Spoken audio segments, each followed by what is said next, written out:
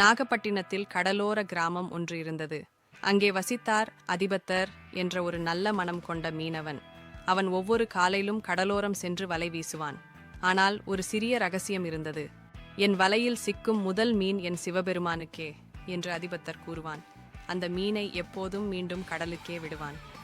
எல்லோரும் ஆச்சரியமாக பார்த்தார்கள். சாமி, உனக்கே என்ன வேண்டும்? ஏன் மீனையும் விட்டு விடுகிறாய் என்று கேட்டால் அவர் வெகு சிரிப்புடன் சொல்வார், அது இறைவனுக்கான முதல் பாகம், அவர் தருகிறார், நானும் பகிர்கிறேன். அதிபத்த நாயனாரில் உயர்ந்த பக்தியை உலகிற்கு உணர்த்த சிவபெருமான் தன்னுடைய திருவிளையாடலை அதிபத்த நாயனாரிடம் நடத்த ஆரம்பித்தார். ஒரு நாள் வலை வீசினார். மீன் இல்லை. 2 முறை வீசினார். வெறுமை. 3வது முறை. இருமையை தவிர எதுவும் இல்லை. இப்படியே நாட்கள் நகர்ந்தது. அடுத்து வரக்கூடிய நாட்களில் அதிபத்த நாயனாரின் வலையில் ஒரே ஒரு மீன் மட்டும் சிக்குமாறு விளையாடினார் சிவபெருமான்.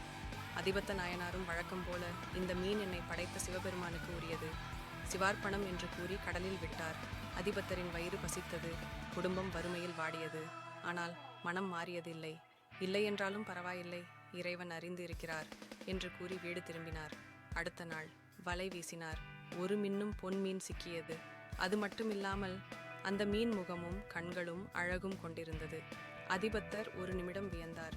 அதிகமானவர் அதை வைத்து தங்கம் வாங்குவார்கள், வீடு கட்டுவார்கள். ஆனால் இது என் முதல் மீன், அது சிவனுக்கே, நான் வாக்கு கொடுத்தேன் அல்லவா? அந்த பொன் மீனையும் அடடே கடலுக்கே விட்டுவிட்டார். அந்த நேரத்தில் வானம் ஒளிர்ந்தது. கடல் அமைந்தது. ஒரு ஒளிவட்டம் தோன்றியது. அதில் சிவபெருமான் மற்றும் பார்வதி தேவி தோன்றினர். அதிபத்தா, உன் பக்தி தூய்மையானது. இப்போது நீ எங்களுடன் வரும் நேரம் வந்துவிட்டது என்று சொன்னார்கள். அதிபத்தர் ஆனந்தத்தில் துளித்தார். இறைவனின் ஆசீர்வாதத்துடன் அவர் முக்தி பெற்றார். இன்று வரை ஒவ்வொரு ஆண்டும் அதிபத்த நாயனாருக்கு தங்க மீன் விழா நடத்தப்படுகின்றது.